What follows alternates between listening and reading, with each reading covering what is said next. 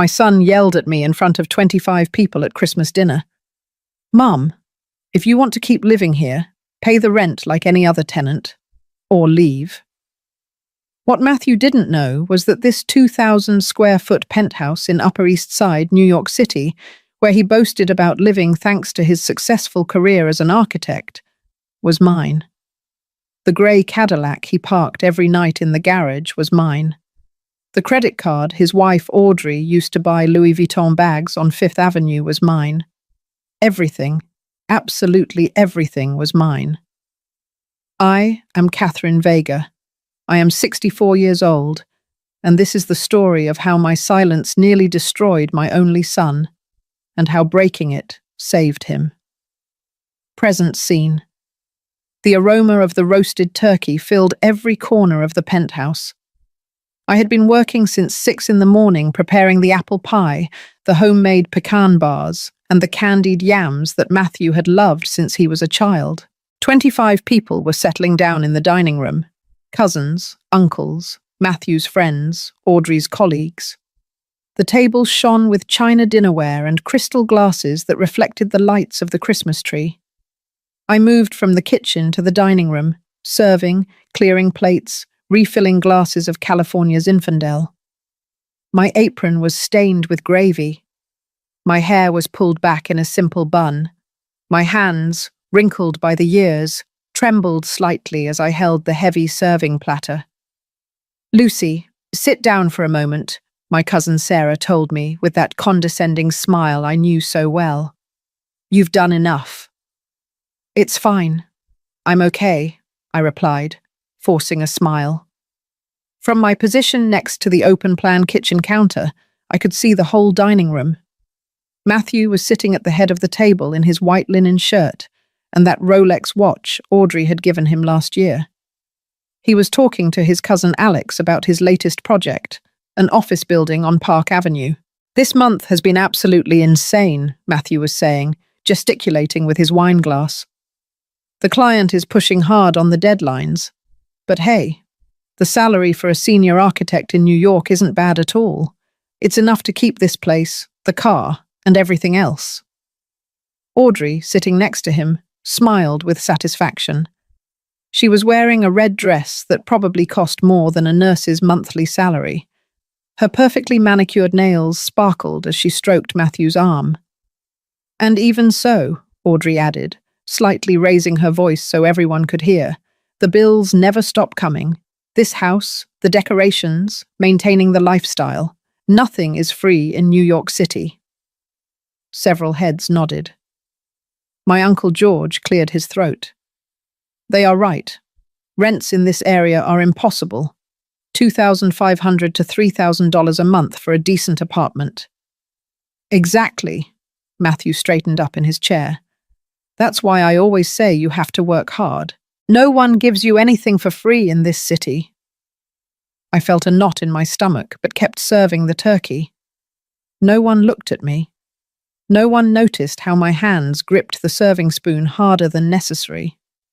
The conversation continued to revolve around money, the cost of living, and how hard it was to make ends meet for people who had just asked for the third bottle of $40 wine. Then it happened.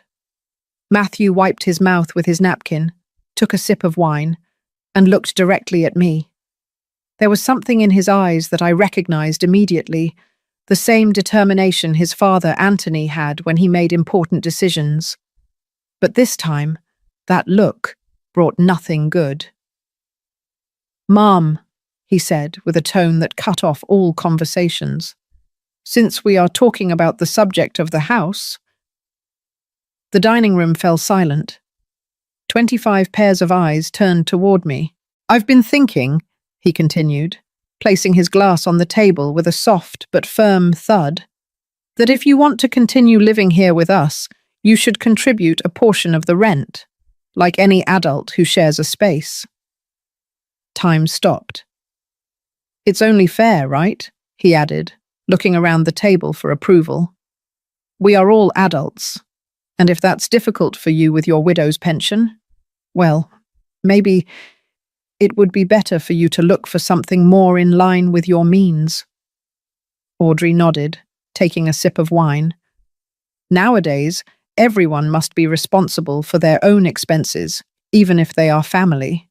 In fact, precisely because we are family, we should be honest about these things. I looked around the table. My cousin Sarah avoided my gaze. Uncle George coughed uncomfortably and concentrated on his plate. I saw a couple of guests nod slightly as if saying, "It makes sense." Aunt Patty even murmured, "Well, it's true that nowadays at our age, we have to be more independent." No one, not a single person, raised their voice in my defense. No one said, "How can you talk to your mother like that?" No one asked, "Are you really kicking your mother out on Christmas?" The silence was so dense that I could hear the tick-tock of the wall clock in the kitchen. I felt as if 28 years of sacrifice, of sleepless nights, building an empire so my son could have a future, evaporated in the penthouse's air conditioning. Carefully, I placed the serving spoon on the counter. I folded my napkin and placed it next to my untouched plate. I stood up, feeling my knees creak slightly. "Thank you all for coming," I said in a voice so calm that even I was surprised. "This Christmas dinner will probably be the last one I spend in this house." Matthew blinked, confused. "Mum, you don't have to be so dramatic. We are just talking about being realistic with—" "You're right, Matthew," I interrupted him, looking him directly in the eyes. "It's time to be realistic." I turned around and walked toward the hallway that led to my bedroom. Behind me, I heard uncomfortable murmurs, the scraping of chairs, someone trying to resume the conversation with a, "So who wants dessert?" I closed my bedroom door. The sound of the latch was soft, but in my head, it resonated like the closing of a complete chapter of my life. Flashback, 30 years ago. I sat on the edge of the bed and looked around the small room that had been my refuge for the past 3 years. A single bed, an antique wardrobe, 2 photo frames on the nightstand. I picked one of them up, Anthony and I, on the day we inaugurated our first building in the Chelsea neighborhood. I was 34. I wore a simple floral dress and my hair was pulled back. Anthony held the ceremonial scissors, ready to cut the ribbon. Behind us, a modest 4-story building. Our first dream come true. Reflective narration. How did I get here? How did I go from being a young mother with a dream to a widow supported by her son? Let me tell you the truth. The truth no one at that table knew. Flashback continues, 1989. Anthony and I met in rural Virginia. I was 19 years old. I worked cleaning houses. He was a construction worker. He was 22 and had the most hard-working hands I had ever seen in my life. We got married 6 months later in a simple ceremony at the town church. The honeymoon was a weekend in Myrtle Beach. When Matthew was born, we lived in a 300-square-foot studio in the Queens borough. Anthony worked in construction 12 hours a day. I did bookkeeping for small businesses from home, with Matthew sleeping in a crib next to me. Every dollar we earned went into a metal box we hid under the bed.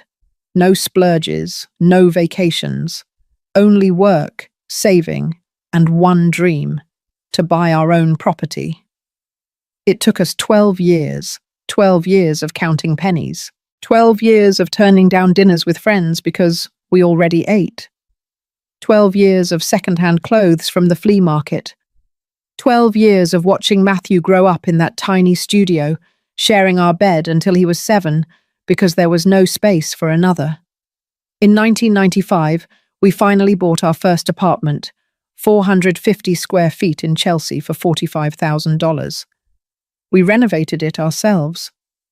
Anthony installed the plumbing. I painted the walls.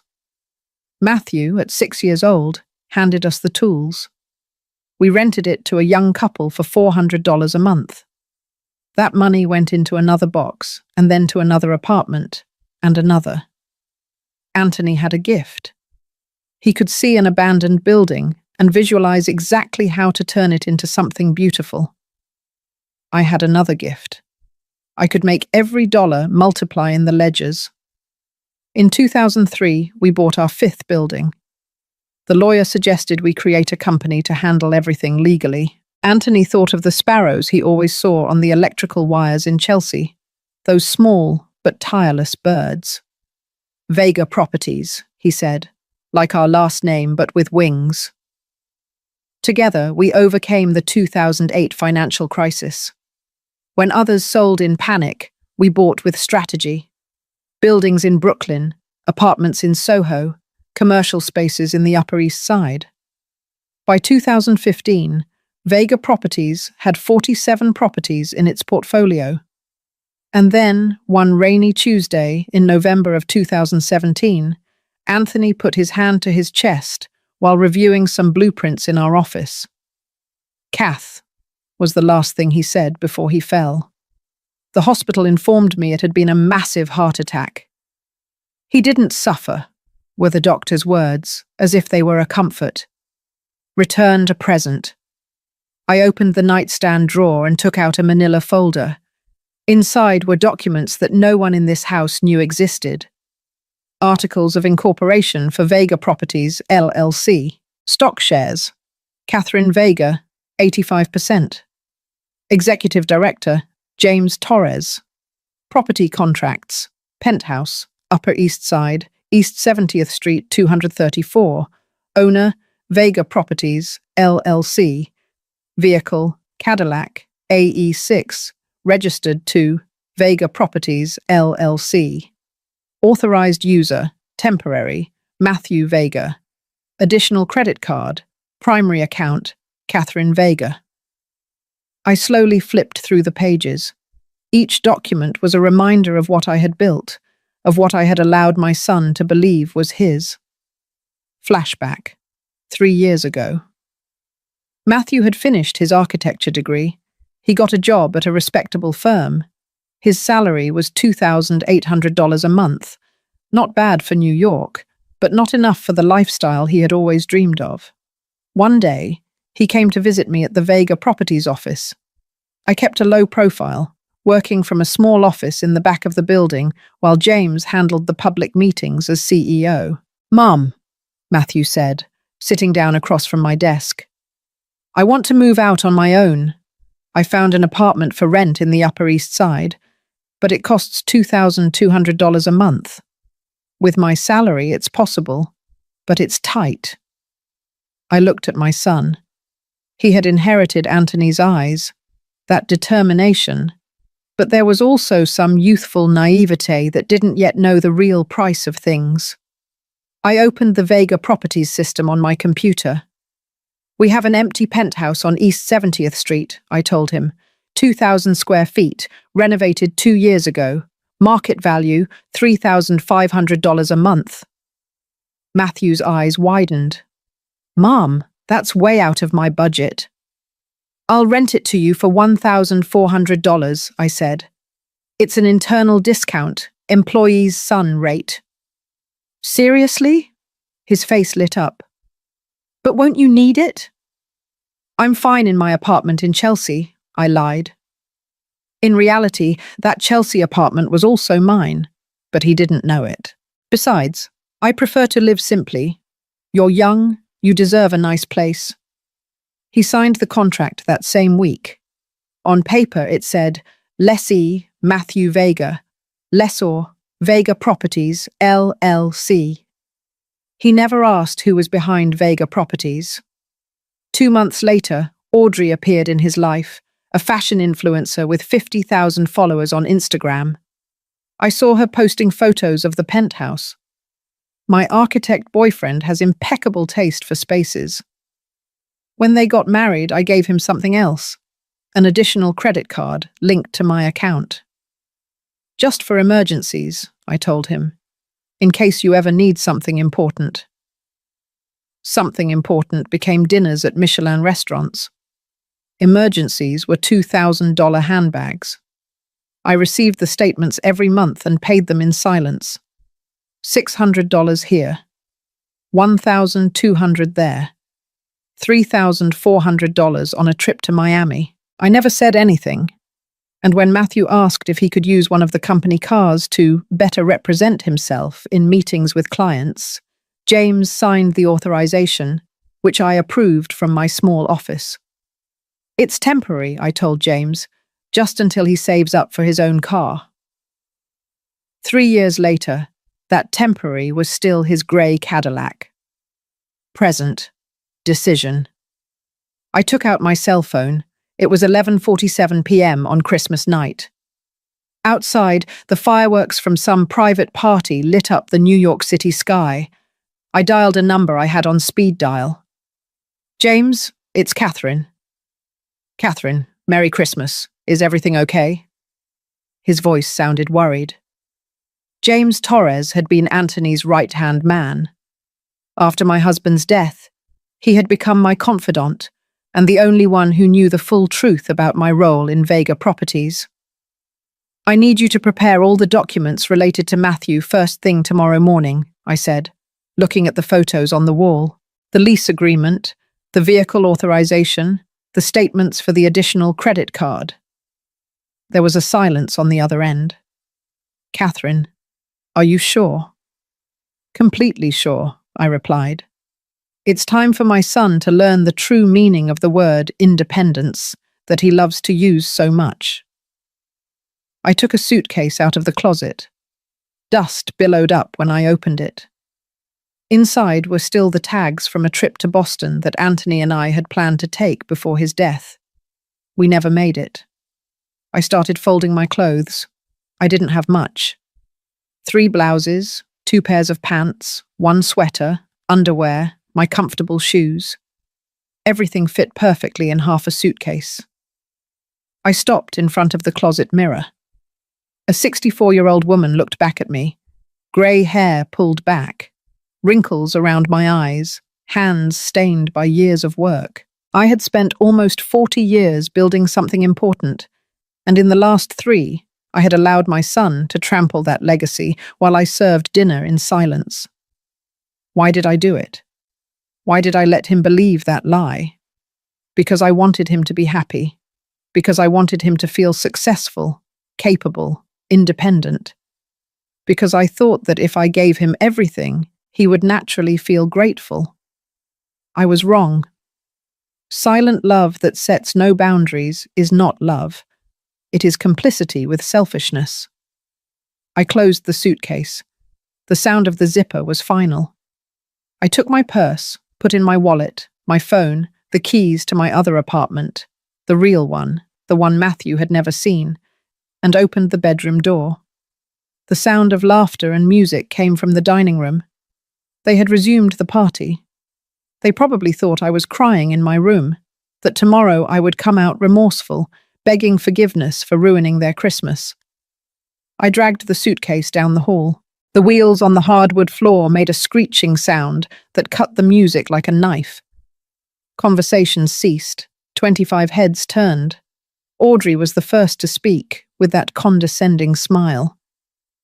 Catherine, don't be dramatic. No one is kicking you out. We are just having an adult conversation about responsibilities, I interrupted her. You're right, Audrey. It's time for all of us to be responsible adults. Matthew got up from the table, his cheeks slightly red from the wine. Mum, where are you going? I didn't mean it about you leaving tonight. I just wanted you to understand that. I understood perfectly, I said, standing firm by the door. I understood that you believe this house is yours, that the car is yours, that everything you have is thanks to your effort. Because it is, Audrey stood up too. Matthew works hard. He gets up early, works late. No one gave him anything for free. I looked her directly in the eyes. There was so much I could have said at that moment. I could have revealed everything right there. I could have pulled out the property documents and thrown them in their faces. But I didn't. Because the best lesson doesn't come from words. It comes from consequences. You're right, I said simply. No one gives anything for free. See you soon. I opened the penthouse door. Matthew took a step toward me. Mum, at least tell me where you're going. Let me call you a cab. No need, I replied. I already ordered a car. But at least send me a text when you get to wherever you're going, just to let me know you're okay. I looked him in the eyes. My son, the boy I had held in my arms, the young man I had seen graduate, the man who had just chosen pride over love. When I deem it necessary to communicate, I will, I said softly. Merry Christmas, Matthew. I closed the door behind me. The building hallway was silent, illuminated by cold LED lights. I dragged my suitcase toward the elevator. I didn't look back. I didn't cry. I just breathed. For the first time in 3 years, I breathed without the weight of a lie crushing my chest. The elevator descended the 7 floors in silence. When the doors opened on the ground floor, the night doorman looked up, surprised. Miss Vega, are you leaving? So late. Robert, I said, remembering his name, even though he probably thought I was just Matthew's mother. Could you do me a favor? Of course. When they come to pick up the grey Cadillac in the next few days, the one in parking space number 7, allow them access. They have authorization from the company. Robert blinked, confused, but nodded. As you say, ma'am. Outside, a black Lincoln waited for me. It wasn't a cab. It was a Vega Properties car driven by Mike, one of our trusted employees. Good evening, Ms. Vega, he said, taking my suitcase. To the Upper West Side apartment, please. I settled into the back seat. Nighttime New York passed by the window. The illuminated streets, tourists walking even on Christmas, closed stores with bright window displays. This city, my city, I had conquered it dollar by dollar, brick by brick, contract by contract. And somewhere along the way, I had become invisible in my own story. The car turned onto Broadway. Upper West Side was a quiet residential neighborhood, very different from the bustling Upper East Side. This was where I really lived. An 850-square-foot apartment in a 4-story building, no doormen, no luxuries. Mike stopped the car in front of number 23. Do you need help with the suitcase? No, thank you. I can manage. I climbed the stairs, there was no elevator, to the 2nd floor. I opened the door with my key. The apartment smelled unused, like a place that was often closed up. It was my secret refuge, the place I came to when I needed to think, work without interruptions, or simply be Catherine Vega, businesswoman, instead of Catherine, the single mother living off her son's charity. I left the suitcase by the door and sat on the couch. The silence was absolute. No music, no laughter, no son telling me to pay or leave. Just me and the decisions I would have to make at dawn. I took out my phone. I had 3 missed calls from Matthew. 1 text message. Mom, please tell me you're okay. I didn't want you to leave like that. It was just a conversation. Call me. I didn't respond. Instead, I opened my laptop and logged into the Vega Properties system. I clicked on the folder. Matthew Vega, assigned assets. A list appeared. Lease agreement, East 70th Street, 234, expires January 31, 2024. Assigned vehicle, Cadillac AE6, temporary authorization. Additional credit card, limit $5,000, linked to primary account, 3 clicks. That was all I needed to change my son's life. Was I being cruel? Vengeful? No. I was being a mother who finally understood that the greatest act of love is not giving everything, but teaching the value of every single thing. I closed the laptop. Tomorrow I would talk to James. Tomorrow the process would begin. That night, I slept better than I had in 3 years. The Vega Properties office occupied the third floor of a modernist building on Park Avenue, right between two luxury stores. I arrived at 8:30 a.m. on December 27th. The receptionist, a young woman named Sophia, almost spilled her coffee when she saw me. "Ms. Vega, we weren't expecting... good morning." "Good morning, Sophia. Is James here?" "Yes. He arrived half an hour ago. He's in his office." I walked down the hall. The walls were decorated with photographs of our most emblematic buildings. In one of them, taken 5 years ago at the inauguration of a residential complex in Brooklyn, Anthony appeared with his construction helmet, smiling at the camera. Next to him, blurred in the background, was me. No one knew who that woman was, just another employee. I knocked on James's door. "Come in." James Torres was 45 years old, with greying hair at the temples, always impeccably dressed. When he saw me, he immediately stood up. "Catherine, please sit down." I didn't sit down right away. I went to the window. From here you could see the entire avenue, the morning traffic, tourists with their maps, New Yorkers rushing to the subway. "Did you bring the documents?" I asked. James opened a manila folder on his desk. "Everything is here. But before we continue, I need to ask you, are you absolutely sure? Once we start this..." "James," I turned to him. "Anthony and I built this in silence, with humility. We never wanted to be the rich family that shows off. But at some point, my silence stopped being humility and became a lie. A lie that allowed my son to talk to me as if I were a burden." "I know," he said softly. "I disagreed with keeping him in the dark from the beginning, but I respected your decision." "It was my mistake," I admitted, "and it is my responsibility to correct it." I finally sat down. James slid the folder toward me. I opened it. The first document was the penthouse lease agreement. It had been signed 3 years ago, automatically renewed every year. Clause 2, EP3. The lessor may terminate the contract with 30 days prior notice if they do not wish to renew. The second document was the vehicle authorization. Simple, direct. Vega Properties, LLC, authorizes the temporary use of the Cadillac AE6 vehicle, license plate 482 KLM, to Matthew Vega for the purpose of company representation.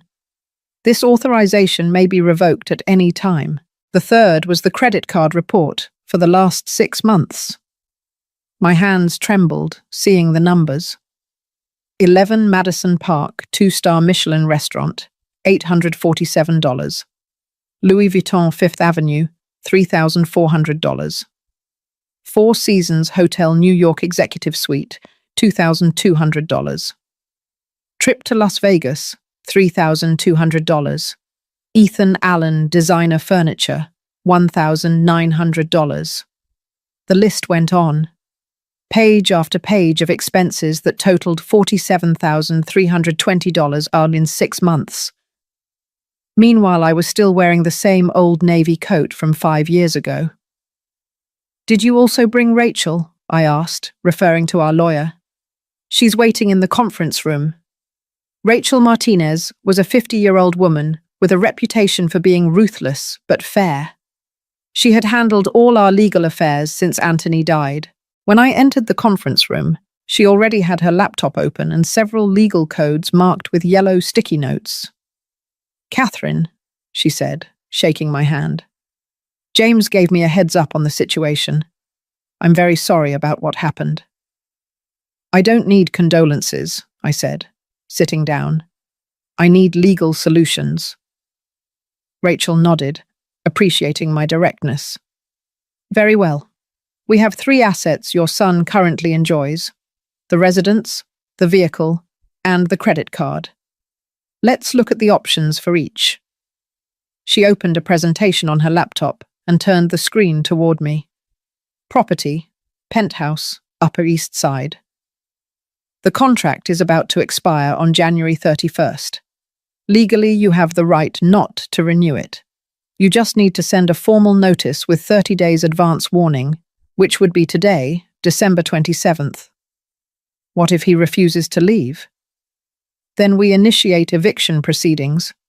But honestly, Catherine, I don't think it will come to that. When he receives the notice from a property management company, not from his mother, it will be different. And if he tries to find out who the owner is? Rachel smiled slightly. Vega Properties LLC is a limited liability company. The shareholders are not public. He would have to request information from the Secretary of State's corporate registry, which takes time. And by the time he does, the 30 days will have passed. Cadillac AE6 vehicle, she continued. This one is more straightforward. It is company property. He only has authorization to use it. We can revoke it immediately and request the return of the vehicle. How is that done? We send a formal communication requesting the return within 48 hours. If he doesn't comply, we send a company employee with a tow truck and the spare keys. Do it, I said without hesitation. Credit card, Rachel said. This is the simplest of all. It's an additional card on your personal account. You can cancel it with a phone call, immediate effect.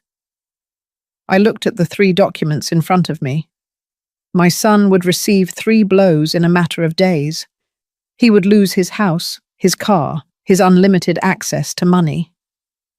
Is it too harsh? James asked softly. We could do this gradually. First the card, then the car. Then, no, I interrupted him. Gradual would be cruel. It would be like cutting off a finger every day instead of ripping off the bandage all at once. He needs to feel the full impact to understand the magnitude of his mistake. Rachel looked at me with something resembling respect.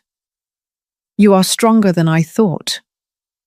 I am not strong, I said. I am a mother who was blind for 3 years and finally decided to open her eyes. We spent the next 2 hours drafting the documents. 1. Letter of non-renewal of contract.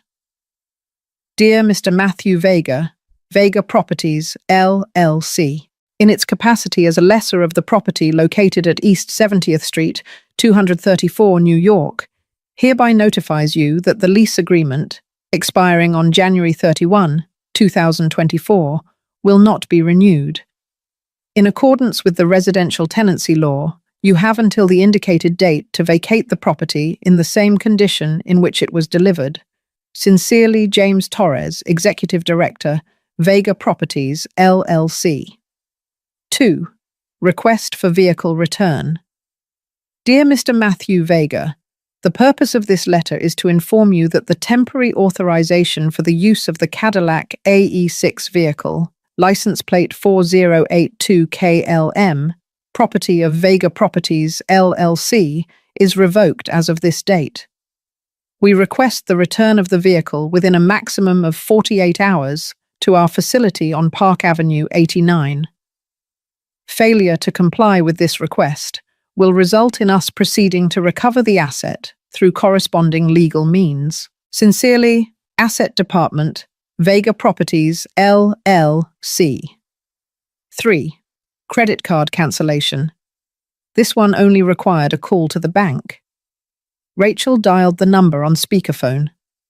Chase Bank, Card Department, Lisa speaking. How may I help you? Good morning, Rachel said. I am calling on behalf of Ms. Catherine Vega, holder of the account ending in CT823. We need to cancel an additional card. Of course. Can you provide the name of the additional holder? Matthew Vega. One moment, please. Yes, here it is. Do you want immediate or scheduled cancellation? Rachel looked at me. I nodded. Immediate. Perfect. The card will be blocked in the system in approximately 2 hours. Anything else? Yes, I added, leaning toward the phone. I would like to receive a detailed expense report for the last 12 months for that card, please. Of course, Ms. Vega. We will email it to you in the course of the day. We hung up. Rachel closed her laptop. That's it? The documents will be sent by certified mail and email today. The card will be cancelled before noon. The car? When do you want us to recover it?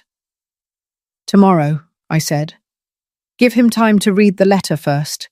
Let him understand that this is serious. James leaned back in his chair. And you? Where will you be when all this explodes? In my apartment on the Upper West Side. I don't plan to hide. If Matthew looks for me, he knows where the office is, but I'm not going to make anything easy for him. And if he goes to the press? Rachel asked. Millionaire mother kicks out her son. That could be a juicy headline. Let him, I said. I have 28 years of documents showing exactly how I built this empire, and I have 6 months of statements showing how he and his wife used it as their personal ATM. I stood up. My knees creaked slightly. 64 years. Sometimes I felt every one of them in my bones. Thank you both. I know this is uncomfortable. Catherine, James said, also standing up. Anthony would be proud of you. He always said true love sets boundaries. I wish you had listened to him sooner. I felt a lump in my throat. Anthony, how much I missed him in moments like this. I wish I had too, I whispered. I left the office at 11:30 a.m. The winter sun shone on Park Avenue. Tourists were taking photos of the St. Patrick's Cathedral. A young couple was arguing about which restaurant to choose for lunch. Normal life continued. I stopped in front of the Louis Vuitton window. There, on the center mannequin, was a bag I recognized from the statements, $2,634. Audrey had bought it in October and flaunted it on her Instagram with the caption, "When your husband spoils you." At that moment, my phone vibrated. A message from Matthew. Mum, good morning.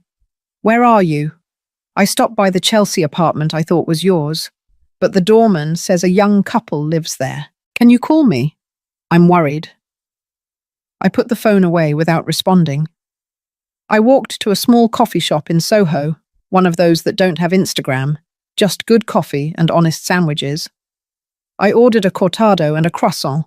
The total, $3.50. Audrey probably spent that on a single fingernail at the manicurist. My phone rang. It was James. The emails were sent, he said.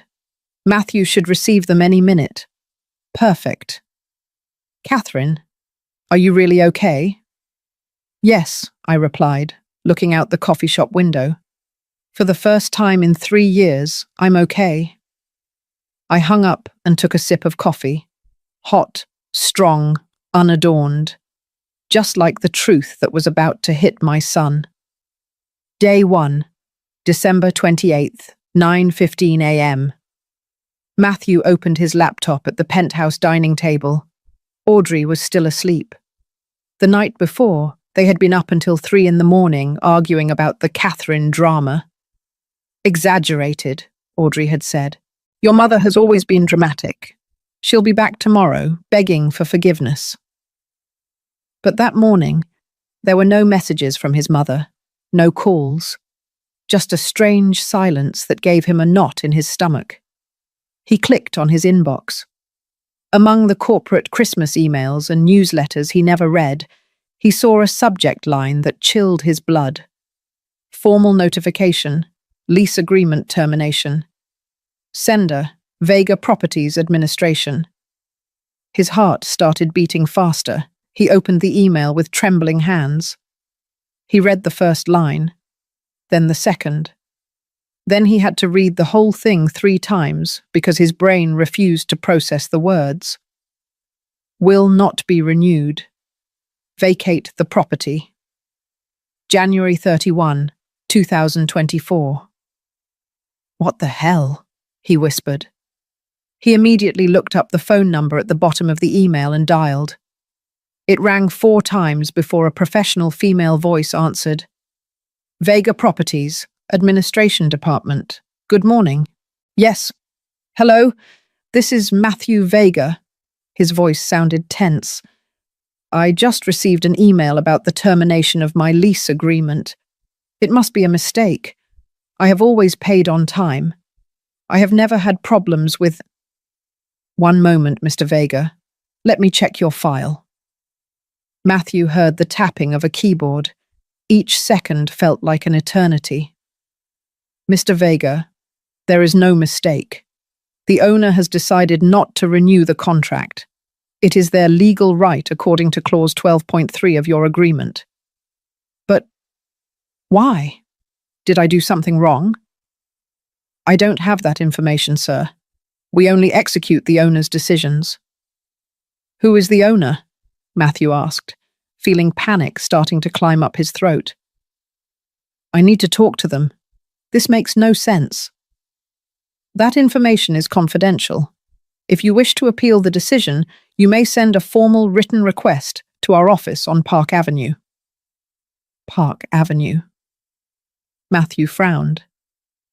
I know that office. It's near where I work. Is there anything else I can help you with?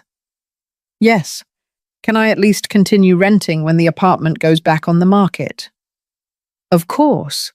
When the property is available again, you can apply like any other applicant. The current market price for that unit is approximately $3,800 a month. Matthew almost dropped the phone. $3,800, but you pay $1,400, Mr. Vega, a preferential price that will no longer apply. The line went dead. Matthew sat there, staring at his phone screen. $3,800. His monthly salary was $2,800 after taxes. It was mathematically impossible. Matthew? Audrey appeared in the bedroom doorway, wrapped in an expensive silk robe. Why are you yelling? We're being evicted, he said in a hollow voice. We have to be out of the apartment before January 31st. Audrey blinked, as if he had spoken a foreign language. No, that can't be. This is your apartment. It's rented, Matthew muttered. It always has been. But you pay on time. You have rights as a tenant. They can't just... Yes, they can. And they did.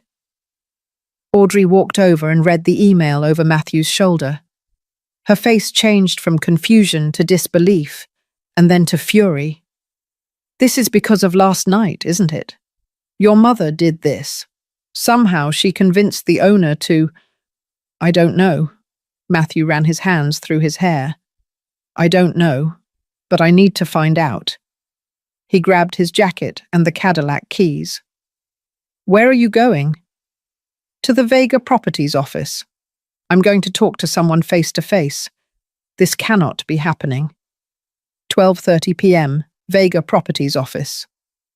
Matthew parked the Cadillac in a nearby parking garage, $4.50 an hour, a small fortune he usually didn't care about, and walked quickly toward the building on Park Avenue. He had never been there before.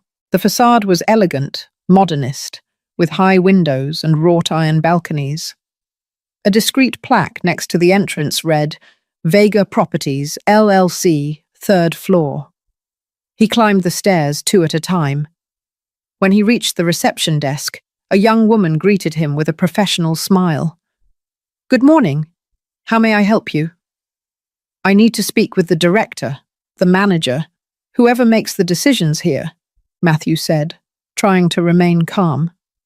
I'm a tenant, and I just received an eviction notice that makes no sense. My name is Matthew Vega. The receptionist checked something on her computer, and her expression changed slightly, almost imperceptibly, but Matthew noticed it. One moment, please. She stood up and disappeared down a hallway. Matthew took the opportunity to look around. The walls were decorated with photographs of buildings. He recognized some. the complex in Brooklyn, the offices in Soho, and he froze. In a large photograph in the center of the wall was his father, Anthony Vega, in a construction helmet, smiling in front of a half-built building. The plaque underneath read, Anthony Vega, co-founder, 1989 to 2017, in memoriam. Co-founder. His father had been a construction worker. He had never mentioned owning a part of Mr. Vega, a man in his mid-40s with an impeccable suit and greying hair at the temples, approached, hand extended. I am James Torres, Executive Director of Vega Properties. I understand you have concerns about your lease agreement. Matthew automatically shook his hand, but his mind was still processing the photograph of his father. Yes, Excuse me, that photo. My father worked here. James followed his gaze, and something akin to sadness crossed his face. Anthony was much more than an employee, but that is a separate issue. Why don't we go to my office so we can… James's office. The office had views of the entire avenue. Matthew sat in a leather chair while James opened a file on his desk. Mr. Vega, I understand your concern, but the decision not to renew your contract is completely within the legal framework. The owner? Who is the owner? Matthew interrupted. I need to talk to them. There's been a misunderstanding. My mother, she said something inappropriate at Christmas dinner, and if that somehow reached the owner's ears… Your mother has nothing to do with this, James said, although Matthew noticed something odd in his tone. It's simply a business decision. Then at least let me apply to renew. I can pay more. I can… The market price is $3,800 a month, James said firmly. Can you pay that amount? Matthew opened his mouth. He closed it. The math was brutal and obvious. There are other apartments in New York, James continued, not without some compassion. I suggest you start looking soon. The market in January is competitive. Matthew stood up, feeling dizzy. This isn't right. Something isn't right here. As he left, his gaze fell again on the photograph of his father, and then he noticed something he hadn't seen before. In the background of the slightly unfocused image was a woman with a simple dress and her hair pulled back. She was holding a folder and talking to a man in a suit. Something about the woman's posture felt familiar. 2:15 p.m., the mall at Columbus Circle. Audrey had decided that retail therapy was the solution. While Matthew dealt with the apartment issue, she would go buy the dress she had seen at Nordstrom for the New Year's Eve party. In line to pay, she pulled out the silver credit card she always used, the one that never had a limit, the one that made the sales associates look at her with respect. She swiped the card through the reader. Declined. You can try again, Audrey requested with a tense smile. The cashier tried 2 more times. Declined. Declined. I'm sorry, Mum. The card isn't going through. Do you have another form of payment? The people behind Audrey in line began to murmur. She felt her cheeks burn. It must be a system error, she said, quickly putting the card away. I'll come back later. She left the store, her heart pounding. She immediately called the bank from her cell phone. Chase Bank, Maria speaking. How may I help you? My card was rejected, Audrey said, trying to sound calm but authoritative. I need to know what's going on. It's the card ending in 4829. One moment. Can you give me the name of the holder? Audrey Ruiz Vega. I see here that this is an additional card. The primary holder is Catherine Vega. Audrey felt as if cold water had been thrown on her. Catherine? My husband's mother? Yes, ma'am. And that card was cancelled yesterday at the request of the primary holder. Cancelled? That's right. It ceased to be active at 2:32 p.m. yesterday. Is there anything else I can help you with? Audrey hung up without responding. Her hands were trembling, not from sadness, but from fury. She immediately dialed Matthew's number. "Hello?" he answered, sounding exhausted. "Your mother," Audrey spat out, "cancelled my credit card." "Which card?" "The one I use, the one I've always used. How could she?" "Audrey, that's not your card," Matthew said slowly, as if he were processing the information at the same time he was saying it. "It's an additional card on my mother's account. You said it was ours. You said the company gave it to you as a benefit." I thought, "No, Matthew, you lied, or you were too idiotic to know the truth." "Audrey, calm down. We can fix this. I have my own card. We can use—" "Your card has a limit of $2,000, Audrey said coldly. "Do you know how much I spend a month? Do you know how much it costs to maintain my image, my social media, my life?" "Maybe that's the problem," Matthew muttered. "What did you say?" "Nothing. Forget it. I'm coming home. We need to talk." Audrey hung up and stood in the middle of the mall, surrounded by other people's shopping bags, bright window displays showing things she could no longer have. For the first time in 3 years, Audrey Ruiz felt poor, and she hated that feeling with every fibre of her being. Day 2, December 29th, 8:00 a.m. Matthew woke up with a pounding headache. He had spent the whole night before arguing with Audrey. She wanted him to do something, to talk to his mother, to fix this. But how? His mother didn't answer his calls. He didn't know where she really lived, and every time he tried to think clearly, the image of his father on the Vega Properties wall came back to his mind. The doorbell rang at 8:15 a.m. Matthew opened it, expecting the delivery person with the breakfast Audrey had ordered, charged to her own card this time with visible disgust. Instead, he found 2 men in reflective vests, holding clipboards. "Good morning, Mr. Matthew Vega. We are from Vega Properties, Asset Department. We are here to recover the Cadillac AE6 vehicle, license plate 4182 KLM. Matthew blinked, confused. "Recover? That's my car." The older man opened his clipboard and showed him a document. "According to our records, the vehicle is the property of Vega Properties, LLC. You had temporary authorization for use, which has been revoked. We need you to hand over the keys and sign this return receipt." "This is ridiculous." Matthew felt the blood rush to his face.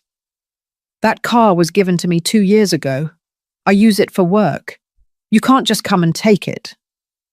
"Mr. Vega," the man said with professional patience, "you have the document here. The vehicle was never transferred to your name. It was always company property. Here is your signature authorizing the temporary use for business representation purposes." He showed him a page. And there it was, Matthew's signature from 2 years ago on a document that clearly said, "Temporary authorization." How had he not read it carefully? "What if I refuse?" "Then we will proceed to recover it with a tow truck and the backup keys we have in our possession. Mr. Vega, this can be easy or difficult. You decide." Audrey appeared behind Matthew, still in her pajamas. "What is going on?" "They're taking the car," Matthew said in a defeated voice. "What?" Audrey pushed Matthew aside. "That car is ours. You can't just—" "Ma'am, please," the man maintained his professional tone. "We are only employees following orders. If you have any complaints, you can go to our offices." Matthew turned around, went into the apartment, and returned with the Cadillac keys. He dropped them into the man's hand without a word. "Thank you for your cooperation. Sign here, please." Matthew signed the return receipt. The men inspected the car, took photographs, and 10 minutes later, The grey Cadillac was disappearing down the street. Matthew and Audrey stood in the building entrance, staring at the empty space in the parking lot. "Your mother," Audrey said slowly, "is destroying us." "I don't understand." Matthew shook his head. "None of this makes sense. How can my mother have so much power over—" He stopped. An impossible, absurd idea began to form in his mind. The photograph of his father at Vega Properties, the word co-founder, James Torres's strange looks, the fact that the entire apartment, the car, the card, were connected to Vega Properties. "No," he whispered. "It can't be." "What can't be?" Audrey asked. But Matthew was already running back to the apartment, looking for his laptop. Search for the truth. Matthew typed into Google, "Vega Properties owners." The first results showed basic corporate information. Vega Properties, LLC, a real estate management company founded in 1995. Executive Director James Torres. Portfolio: 47 properties in New York City and the metropolitan area. Estimated value, $38 million. He clicked on images. Photographs of buildings, inauguration ceremonies, press articles appeared. And then he saw her. A photograph from 2015 taken at the inauguration of a residential complex in Brooklyn. In the foreground, James Torres cutting a ribbon. But in the background, clear as day, his mother, Catherine Vega, in a pantsuit, talking to two men in suits who were evidently listening to her with deference. He zoomed in on the image. The caption read, "James Torres, Executive Director of Vega Properties, at the inauguration of the Sea Towers complex, project developed by the Vega family." The Vega family. With trembling hands, Matthew searched on LinkedIn. Catherine Vega, New York. There was no public profile, but when he searched for Vega Properties employees, a list appeared. And there, without a photo or description, appeared a name. Catherine Vega, principal shareholder. No, no, no, no. Matthew ran his hands through his hair. Audrey walked over and read over his shoulder. "Your mother owns Vega Properties." "I don't know. Maybe. Oh my God, Audrey, I think she does." "Then that apartment? It's hers. And the car? Hers. And the card? Hers. Everything is hers." Audrey collapsed onto the couch, her face pale. "We've been living in her house, spending her money, while you," she turned to him with furious eyes, "while you boasted to everyone that you had made it on your own. Oh my God, Matthew, you told her to pay rent in her own house." Matthew felt nauseous. "I didn't know. I swear to God, I didn't know." "How could you not know? Didn't you ever ask? Did it never seem strange to you that an apartment in the Upper East Side cost $1,400? I thought it was an employee price or something. She always lived so modestly. With her old clothes, her small apartment." "What small apartment?" Audrey laughed humorlessly. "Matthew, I'll bet anything that small apartment was also a sham. She probably has a mansion somewhere she never showed us." Matthew stood up abruptly and grabbed the house keys. "Where are you going?" Audrey asked. "To find someone who will tell me the truth." 2:20 a.m. St. Luke's Hospital. His grandmother, Carol, was in room 304, recovering from pneumonia. Matthew hadn't visited her since she was admitted a week ago. He had been too busy with work and Christmas parties. When he entered the room, his grandmother was awake, reading a magazine. She looked up, and a shadow of disappointment crossed her face before she could hide it. "Matthew, what a surprise." "Grandma." Matthew walked over and kissed her wrinkled cheek. She looked fragile, small beneath the hospital sheets. "How are you feeling?" "Better." The nurses say I can go home in a few days. That's good. There was an awkward silence. Carol looked at him with those eyes that always saw more than one wanted to show. You didn't just come to ask about my health, did you? She finally said. What happened, Grandma? Matthew sat in the chair next to the bed. I need you to tell me the truth about Mum. What truth? Vega properties? The money? Everything. Carol slowly closed the magazine. So you finally found out. I knew, son. I was there from the beginning. I watched your mother and father save every penny for years. I watched them buy their first apartment. I watched them build that empire brick by brick. Why did they never tell me, Carol? She sighed, a tired sound that seemed to carry decades of weight.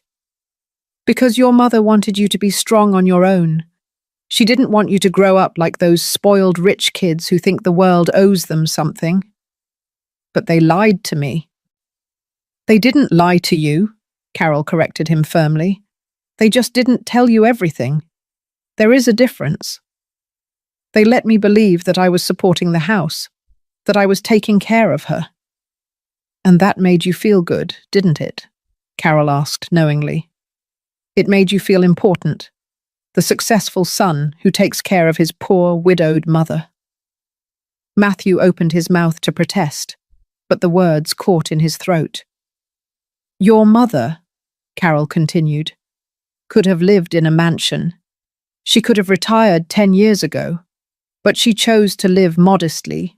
She chose to work every day, and she chose to give you advantages without you becoming dependent on them. Or she tried to. What do you mean? Matthew, how much did you spend last month on restaurants, on clothes, on trips? Matthew didn't answer. Your wife, Carol almost spat the word. She has posted 47 photos in the last month, showing off your luxurious life. Handbags that cost more than a nurse's monthly salary, while your mother, the woman who owns all of that, wears the same jacket from 5 years ago. I didn't ask for any of that, Matthew said weakly. You didn't ask, but you accepted. And you didn't just accept, son. You boasted. You told the world that you had achieved all of that. And on Tuesday night, in front of 25 people, you told your mother to pay the rent or get out. Tears began to roll down Matthew's cheeks. I didn't know. And does that make it better? Carol took his hand with her weak strength. Your mother taught you with her silence, but you learned the wrong lesson. You thought her humility was weakness, her generosity an obligation. What do I do now, Grandma? Carol squeezed his hand. Learn what she tried to teach you from the beginning, the real value of things, the effort it takes to build something, the difference between having privileges and deserving them. How do you start? From scratch, son, like your mother and father did, without their money, without their contacts, just you and your own effort. That's the only way you can look her in the eyes again someday. Matthew sat there for a long time, holding his grandmother's hand, crying for everything he had lost, and for everything he was just beginning to understand. 2 weeks later, January. Matthew was standing in front of an old building in the Queens neighborhood. The paint on the facade was peeling. There was no doorman. The mailbox was rusty. This is number 23, said the real estate agent, a young man with excessive gel in his hair. 450 square feet, 1 bedroom, small kitchen, 8th floor, no elevator. How much? $850 a month, plus utilities. Audrey, standing behind Matthew with her arms crossed, let out a bitter laugh. Is this a joke? It's a shoebox. It's what we can afford, Matthew said without looking at her. I can't live here. Audrey gestured toward the building. Look at this place. What am I going to post on Instagram? Living my best life in an apartment with no elevator? Then don't live here, Matthew said wearily. The real estate agent coughed uncomfortably. Do you want to see the inside, or… Yes, Matthew said. No, Audrey said at the same time. Matthew looked at her for the first time that afternoon.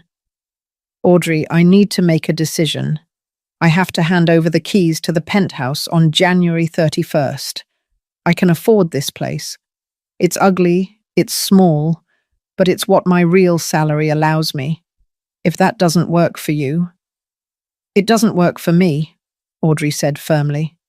Matthew, this is not what I signed up for when I married you. What did you sign up for? A contract where I keep you in endless luxury. I signed up for a life you promised, the successful architect, the nice apartment, the trips, the dinners. That life wasn't real, Matthew said, feeling something break inside him. It was a lie my mother financed while I believed the story. Audrey took off her sunglasses and looked at him with cold eyes. Then find a way to get it back. Talk to your mother. Beg for forgiveness. Do whatever you have to do. But don't ask me to live in this… She looked at the building with disgust. Hole. My mother won't answer my calls. She doesn't respond to messages. I don't know where she really lives. Then find out. Go to her office. Beg her if you have to. I won't beg her for money. Why not? Audrey threw up her hands. Pride? Now you have pride? You didn't have it when you were spending her money on $800 dinners. The truth of those words hit Matthew like a punch. I'm going to rent this apartment, he finally said. You can come with me or not. You decide. He turned to the real estate agent. I want to see it. Audrey stood on the sidewalk while Matthew climbed the stairs behind the agent. She didn't follow him. When Matthew reached the 8th floor, panting and his legs burning, he knew Audrey was right about one thing. This wasn't what they had had. But for the first time in his life, it would truly be his. Chapter 6. The Awakening. The apartment in Queens was exactly as depressing as it looked from the outside. The walls had moisture stains.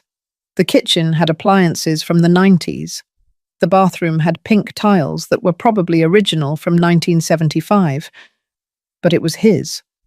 Or at least it would be after he signed the contract. Matthew moved in on January 30th with 2 suitcases and a feeling of shame that weighed on his chest like a stone. Audrey had left 3 days earlier, back to her parents' house in Miami, leaving a note that simply said, "Call me when you become the man I married again." Matthew didn't know if he had ever been that man. He spent his first day in the new apartment on the floor. He still had no furniture, staring at the cracked ceiling, making calculations on his phone. Net salary, $2,800. Rent plus utilities, $920. Food, $300. Transportation, subway, bus, $60. Basic expenses, $100. Total, $1,420. He had $380 left over a month. In his previous life, Audrey spent that on a handbag. Day 15, February. Matthew had started looking for extra work. His current position at the architecture firm paid well, but not enough to climb out of the emotional and financial hole he was in. One night, while eating instant noodles on the floor of his empty apartment, the table wouldn't arrive until the following week, he received a message from an unknown number. Hello, Matthew. I'm Andrew Villanueva. I run a small firm in Brooklyn. I work on social housing projects. Your father worked on some of our first buildings. I've seen your portfolio. Would you be interested in talking? Matthew replied immediately. Yes. When? Day 20. Meeting with Andrew. Andrew Villanueva's office was in a converted industrial space in Brooklyn. The walls were exposed brick. The desks were repurposed work tables. There were 5 young employees working on MacBooks, surrounded by models and blueprints. Andrew was about 50 years old, with disheveled hair and the energy of someone who still loved his job after decades of doing it. "Your father," he said, pointing to a photograph on the wall. "He was one of the best construction workers I ever worked with. He understood the structure of a building like no one else. Not just the construction, but the soul of a space." Matthew looked at the photograph. His father, 20 years younger, smiling next to a group of workers. "I didn't know you worked together, for years, before he and your mother founded Vega Properties." Andrew looked at him directly. "Do you know what your father told me once? Andrew, buildings aren't for showing off. They are for people to live in with dignity." Matthew felt a knot in his throat. "I have a project," Andrew continued. "Renovation of housing in Staten Island. Old buildings that need to be converted into affordable apartments. The budget is tight. The salary isn't impressive, but the work matters." "How much?" $2,200 a month. For 6 months. If it works out, maybe more. It was less than he earned now, but Matthew nodded. "When do I start, Andrew?" Andrew smiled. "Monday. Bring sturdy boots.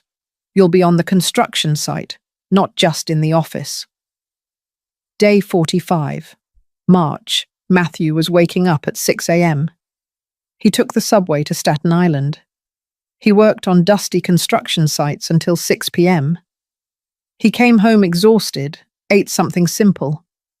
He had learned to cook pasta, omelets, and basic salads, and spent his nights drawing designs on his old laptop. One Saturday, his next-door neighbor, an older woman named Rose, knocked on his door. "Excuse me, young man, do you have any sugar? I ran out." Matthew gave her a package. Rose looked over his shoulder at the almost empty apartment. "Did you just move in?" "A month ago. And your wife?" "I don't have a wife. I'm in transition."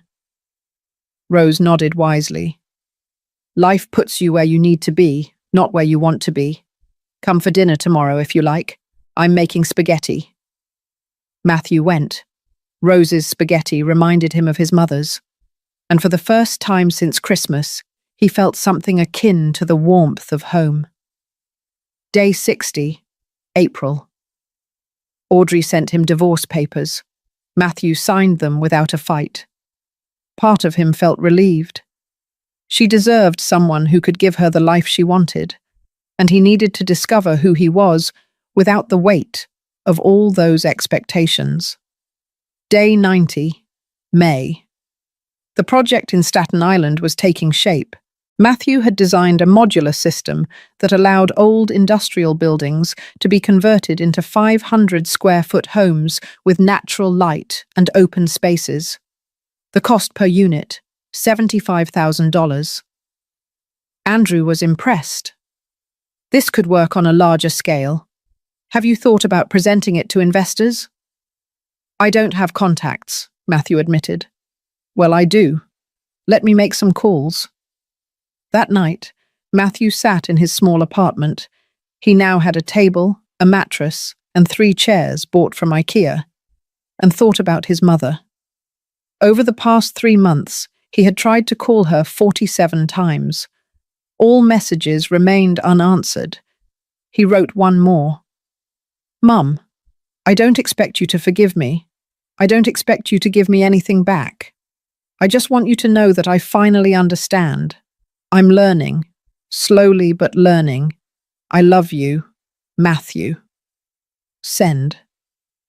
He didn't expect a response, but 10 minutes later his phone vibrated, a message from a number he recognized as James Torres's. "Your mother received your message. She says she is well, and that she is proud you have found honest work. Keep going. When the time is right, she will contact you." Matthew read the message 5 times. She is proud. For the first time in months, he smiled. Day 120, July, 6 months later. The New York summer heat made Matthew's small apartment in Queens feel like an oven. He had no air conditioning, just an old fan that Rose had given him. But there was something liberating in the honestly earned sweat, in the discomfort that reminds you that you are alive, that you are fighting. Matthew had gotten up at 5:30 a.m. to take advantage of the cool hours. On his tiny table, surrounded by blueprints and models made with recycled cardboard, was something that had kept him awake for weeks, a project that could change everything. Dignified Housing, New York. 120 modular apartments on abandoned industrial land in Staten Island. Total cost, $9.6 million. Price per unit, $80,000. Aimed at low to middle income families who had been pushed out of the New York housing market. It wasn't just architecture, it was social justice. His phone rang. Andrew. Matthew. Good morning. Are you sitting down? Yes, why? Because I got you an audience. There is an investment group interested in social impact projects. They want to see you on August 15th. Matthew felt his heart race. Who are they? I can't tell you much. They are discreet, but they have serious capital. If your presentation is good, Matthew, this could be real.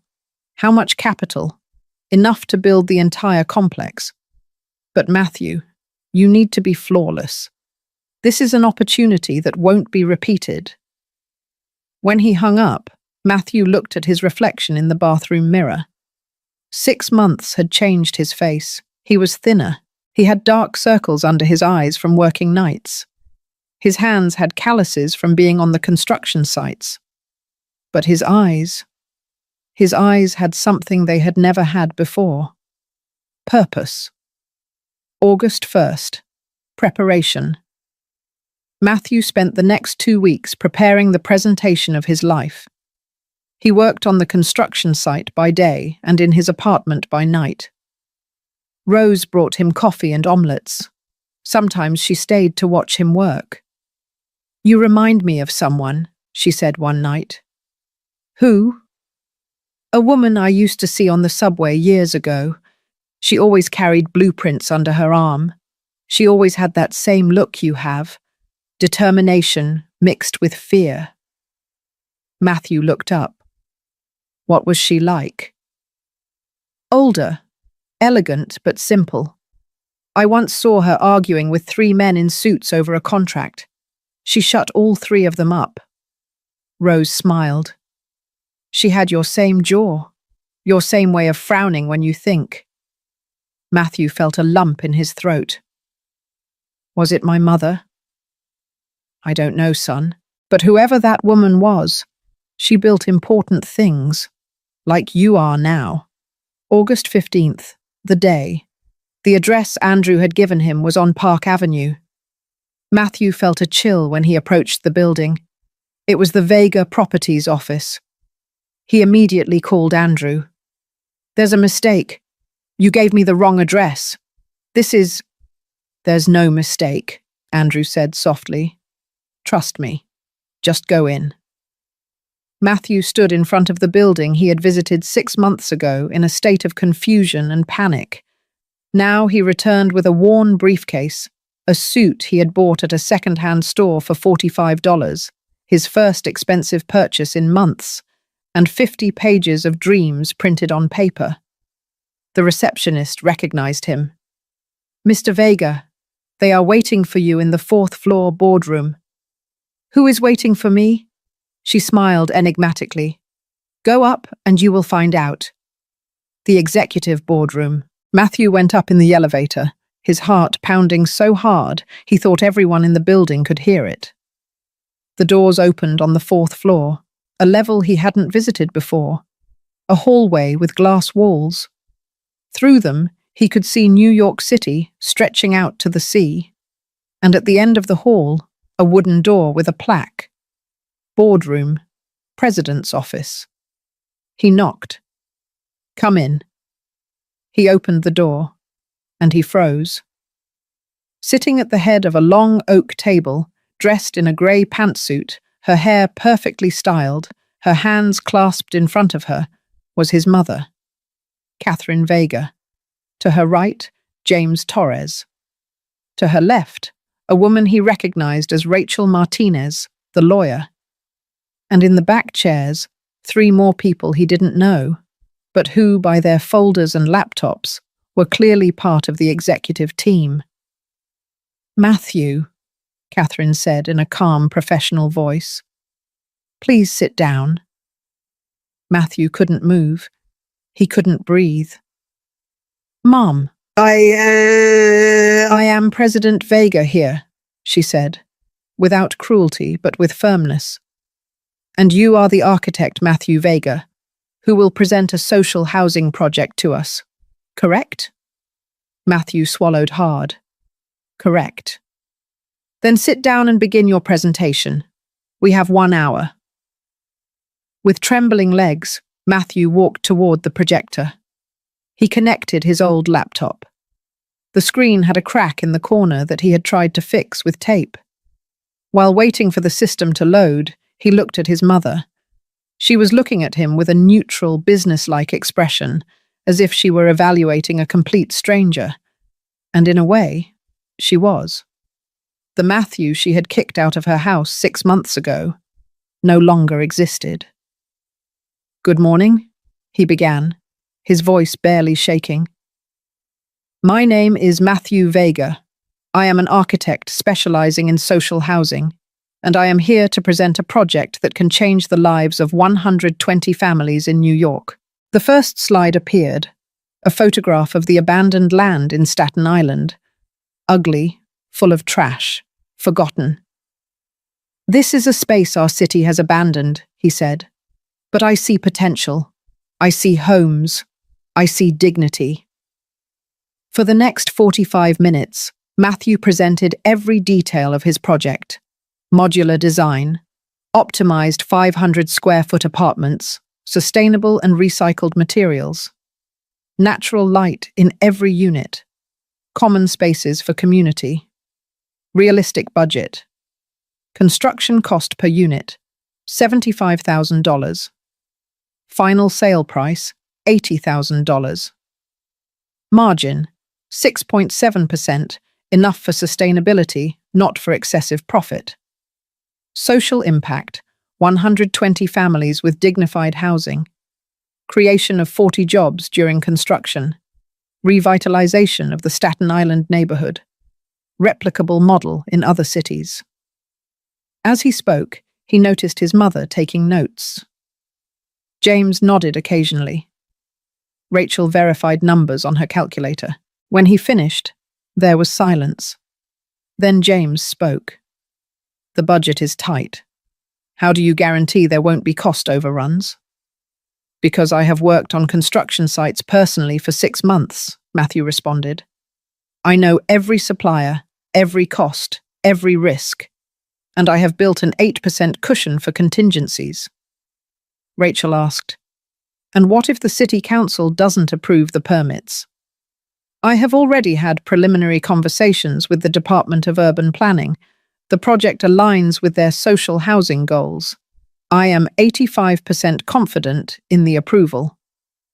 One of the executives he didn't know raised her hand. "Why should we invest $9.6 million in a project with barely a 6.7% margin? There are residential developments with a 25% return." Matthew looked at her directly. "Because this isn't just about money. It's about doing the right thing. New York has a housing crisis. Thousands of families are being pushed out of the city where they were born because the prices are inhumane. This project won't make us rich, but it will let us sleep well at night." The woman wrote something down without expression. Finally, Catherine spoke. It was the first time in 45 minutes. "Matthew, a personal question." Everyone in the room tensed up. "Why this project? Why now?" Matthew looked at her. 6 months of pain, learning, and growth passed between their gazes. Because 6 months ago, I lost everything. My house, my car, my marriage, my pride. And in that process, I discovered something. Living in an $850 apartment in Queens, climbing 8 flights of stairs without an elevator every day, cooking instant noodles because that's what I can afford. That taught me more about architecture than 5 years of college. How? Catherine asked. Because I understood that buildings aren't for impressing, they are for living, and that the people who need dignified housing the most are precisely the ones with the least access to it. This project exists because I lived what they live, and because my father, his voice cracked slightly, taught me that the hands that build matter more than the papers that sign. Catherine closed her notebook. Thank you, Matthew. We will make a decision and inform you within 48 hours. That is all. That is all. You may leave. Matthew gathered his laptop, his papers, his worn briefcase. He walked toward the door. With his hand on the doorknob, he paused. President Vega. Yes. Regardless of the decision you make, thank you for everything, for every lesson, even the ones that hurt. He left without waiting for a response. Deliberation. When Matthew left, Catherine remained seated in silence. The executives waited for her word. Opinions, she finally said. James was the first. The project is solid, the numbers are realistic, and he has done his homework, but the margin is thin. One mistake and we lose money. Rachel nodded. Legally, everything is in order. Permits are feasible, contracts are clear. But I agree, the financial risk is high. The executive who had questioned the margin spoke. As a pure investment, there are better options. But, she hesitated, as a statement of values, as a legacy, this is powerful. Catherine looked out the window. She could see the Empire State Building in the distance, that monument to sustained effort, to construction that takes generations. Anthony, she murmured, what would you do? She knew the answer. Anthony would have signed immediately. He had always said, buildings aren't for accumulating wealth. They are for creating dignity. We approve the project, Catherine said. Full investment, $9.6 million. Under what conditions? James asked. Matthew will be the project director. He will report monthly to this council. He will have operational autonomy, but strict financial supervision. And, she paused, if he succeeds, we will offer him a permanent position at Vega Properties, not as my son, as an architect who proved his worth. August 17th, 11:00 p.m.